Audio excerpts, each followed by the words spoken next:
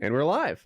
The last time we had you on was in the middle of your like heyday of just all of this crazy shit going down on every stream. Everybody was tuning in because you didn't know what sort of wild nonsense was going to happen. And I think even at that point, Twitch had been like a little too much nonsense there, my friend. We're not allowing you on. So you've been just YouTube for the last few years, right? Yeah, YouTube for 4 years now. Very nice. How's that been going? Because I went to your channel, I watched some stuff.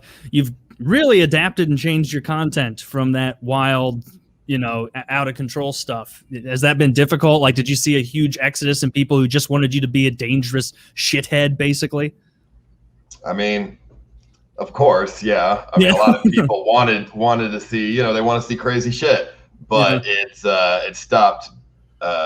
It just wasn't sustainable anymore, to be honest. It just became way too much. I just couldn't handle it.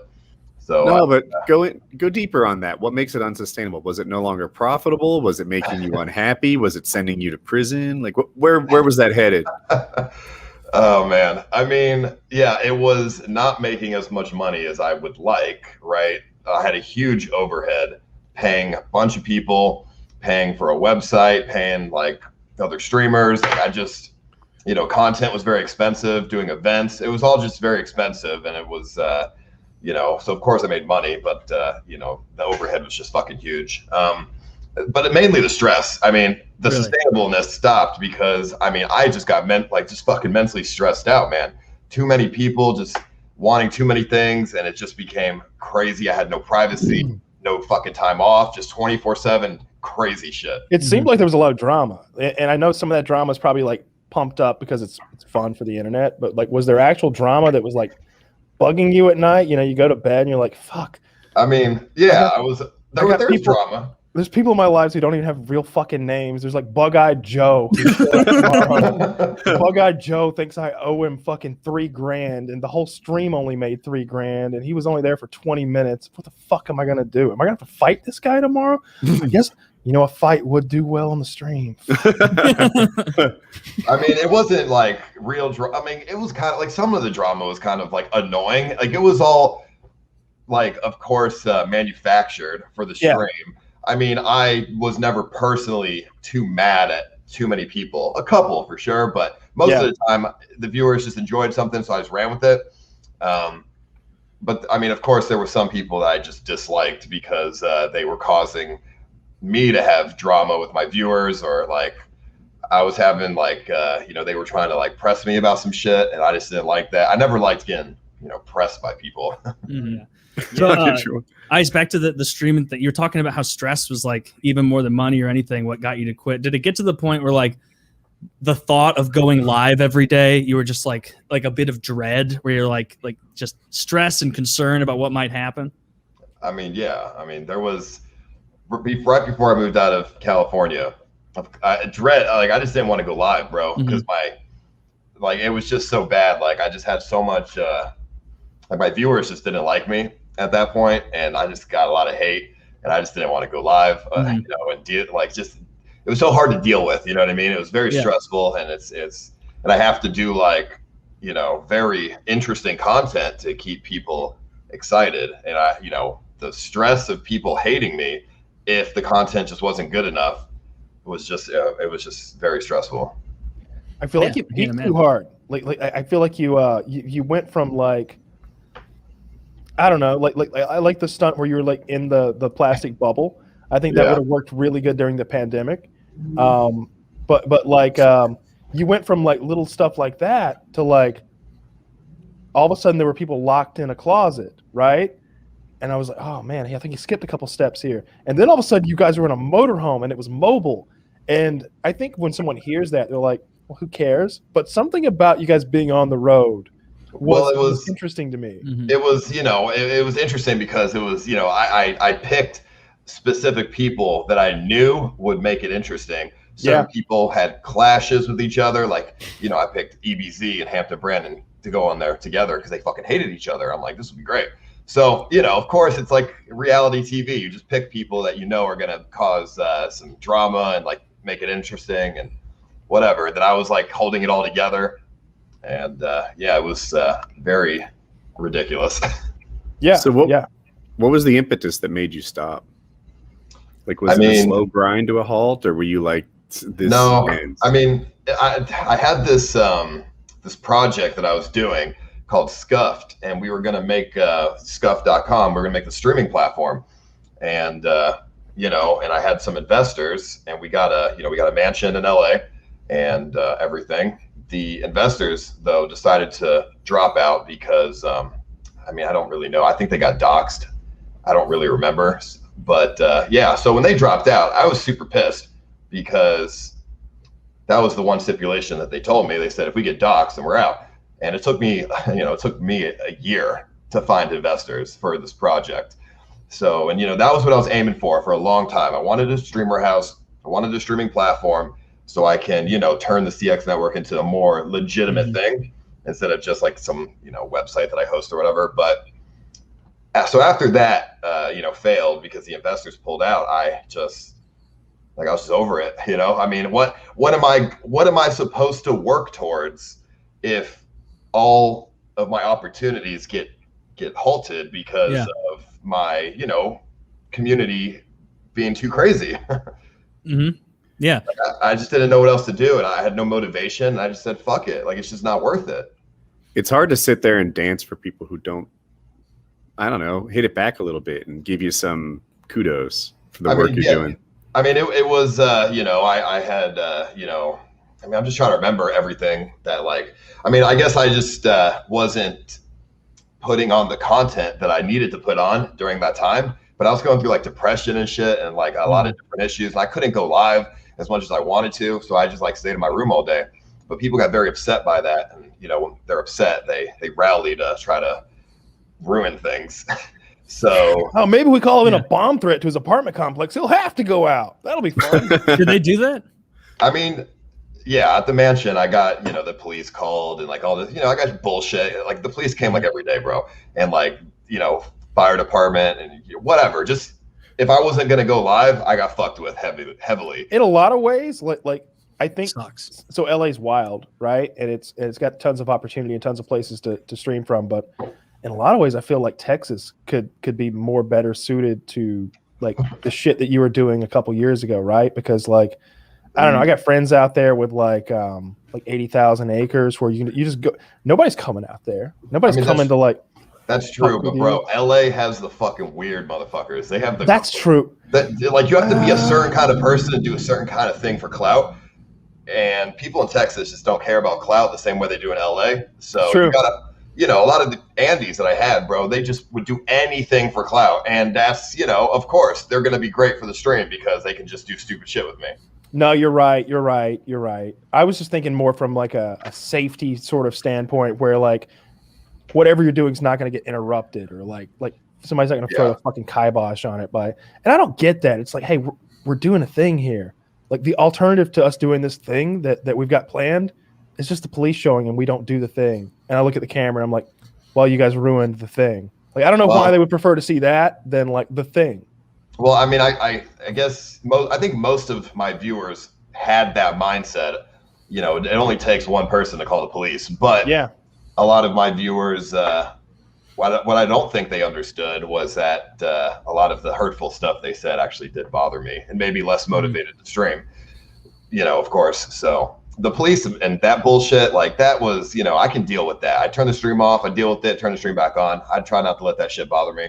It was more so when I would get attacked by people because I didn't provide the expectation they wanted. That really hurt my feelings. Yeah. Makes sense. Yeah, the internet's a mean place. I think that a lot of the people on the internet are already coming from a place of hurt, and it's easy for them to throw that stuff at you because they're I'm hurting. He should hurt too.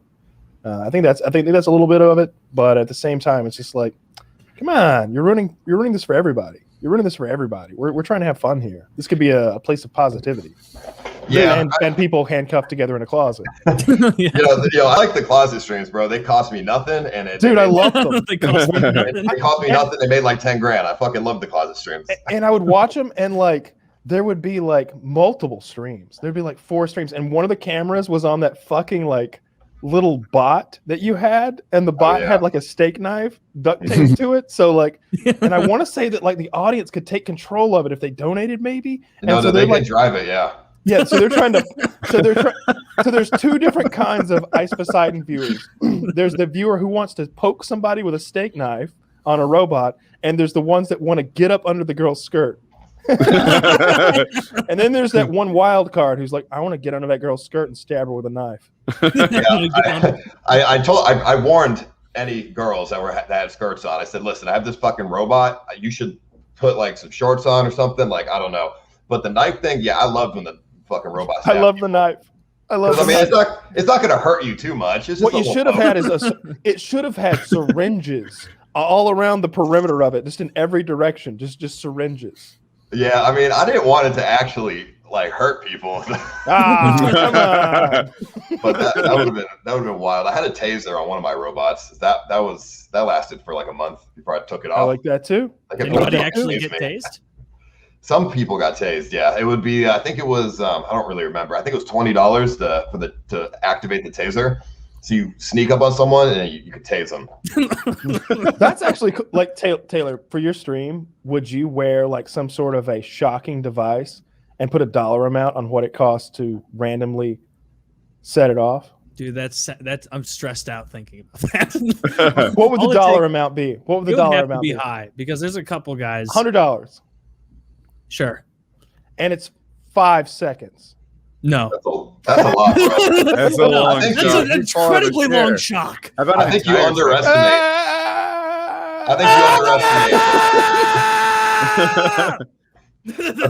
I think you underestimate people who have money, bro. Like they would hit the taser all day, fucking day, nonstop. I'm trying to think. I'd be afraid. I'd be too afraid to do something like that. I don't know. Imagine some sultan from the Middle East gives you $10,000 worth of shock. That's 100 seconds if it's 1 second. Dude, I did this fucking sleep stream. All right, I think I had it at. I had the second sleep stream. I had $50 for the paintball shot me at close range, and that shit fucking hurts. Somebody donated $1,000. And they were just like, take 20 shots right now. And I'm like, I just gave the money back. I said, I can't do that. Oh, I'd take 20 right now. Like. How close was it? How close? Like what distance? Point blank. Oh, dude, that would suck. Bro, I still have scars on my back. What kind of protective equipment do you get? Do you get one of those like? I don't think it's shirts, dude. I was shirtless. So you just have scars all over your back, because that will give you like little. Yeah. Some Neosporin on that bitch. Look, I've been lit up like that before. It's not so bad. I've been lit up like that for funsies. Okay, like give me $1,000. Let's go. But every so often, Facebook is like, "Hey, Woody, here's a memory," and I'm like, my forehead's all puffed out, my chin is bigger than Jay Leno's. I've been shot up in everywhere. Woody has the worst luck. For those of you who wonder why we haven't done a paintball event, Woody hates them. Woody hates them. And look, that's not me trying to throw any like shade on Woody. If I had Woody's luck, I'd hate him too, because we're there all day. We don't get paid well. We don't get paid well. We're really there for the love of the game kind of thing, except Woody has zero love of the game. So we're hot, we're sweaty, we're stuck in a hot room.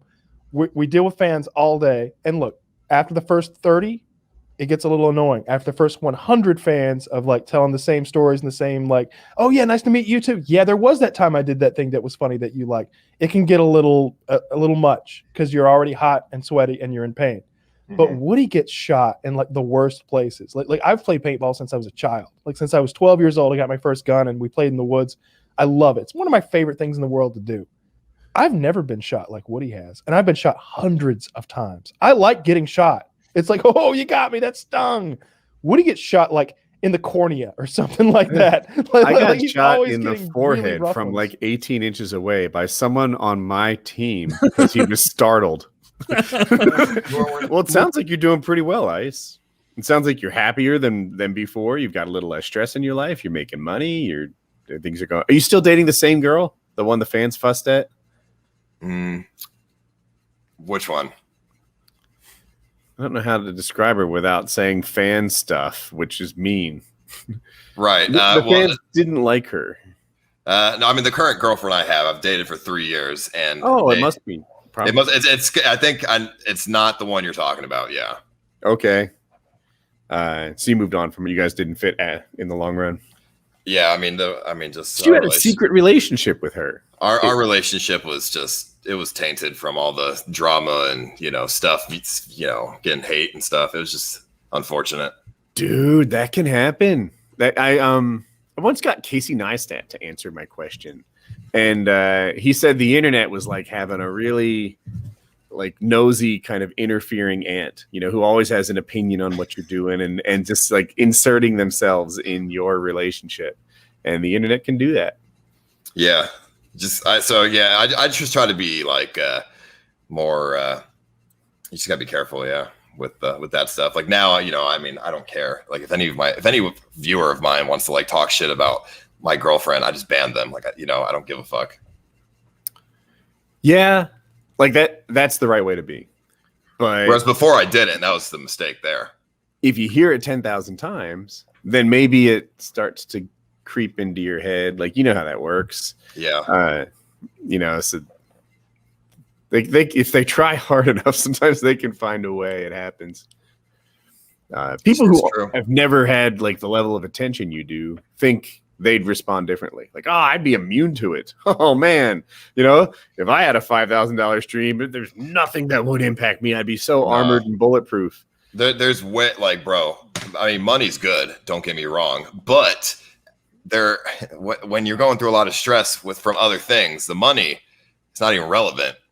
At a certain point, you're just like, is it worth it? You think it's worth it, but like from an outsider's point. But when you're in the moment, it stops being worth it when you're getting extremely stressed. I hear you. Yeah, I get there. I've been there. So, yeah, you managed to reset your audience. It sounds like that's amazing.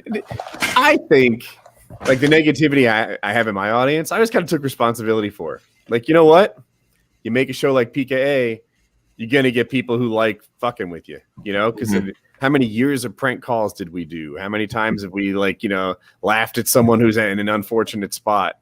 Well, sometimes that gun gets pointed on you. You've cultivated an audience of people who like that kind of shit. You think they're going to never do it to you? That's what's up.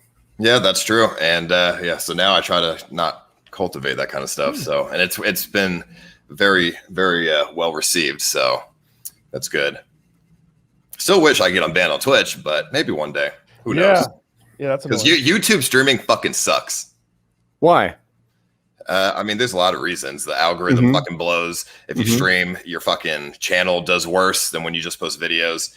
The chat has no emotes to it. It's fucking bland, plain. There's no fucking gifted subs. There's no other streamers that I can fucking host. There's no community. It's just you're by yourself on like a fucking island, as Dr. Disrespect said. Whereas on Twitch, on Twitch, you're within this community and people host each other, and it's your viewers have other places to go when you're not online, and it's different. Those are good reasons. Yeah, no one's ever explained it like that before. Do you think you have any advantage of being on YouTube? Like, I mean, competition. The island. No, clickbait. That is the only advantage that I have seen. If I clickbait something, like yesterday, I did a reaction to the Logan Paul fight, and I got more viewers than I typically do. Because these are just like people from the algorithm that search Logan Paul Mayweather fight, and that's not. I mean, it's an advantage to get more viewers and views, but in the long run, that shit doesn't really matter because those viewers don't stay. They don't subscribe. They're just there for that one stream, and that's it. Yeah, I hear you. Hopefully some percentage of them get hooked, but like you said, most of them are not there for your typical content.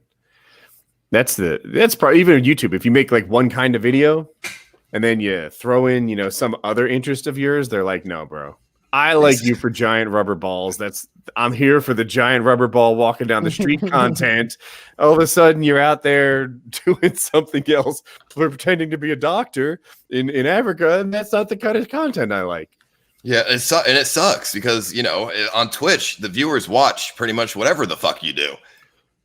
But on YouTube, you have that about the streamer. I don't know. Actually, some viewers are about the game.